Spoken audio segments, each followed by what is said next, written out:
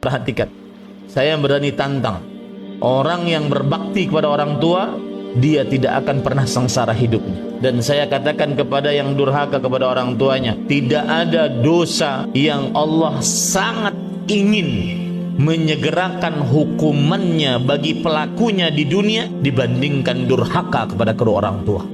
Ada 3 golongan manusia yang tidak akan diajak bicara Allah Subhanahu wa taala, tidak akan disucikan, dan akan diberikan azab yang paling pedih.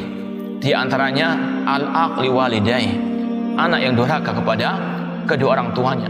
Tidak ada jalan kepada kebahagiaan kecuali di antaranya dengan kita beribadah kepada Allah dan kita berbakti kepada kedua orang tua kita.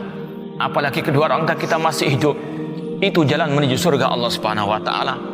Rasulullah SAW pernah mengatakan, celaka seorang manusia yang dia mendapati kedua orang tuanya masih hidup, namun keduanya tidak merupakan sebab masuknya dia ke dalam surga Allah Subhanahu wa taala.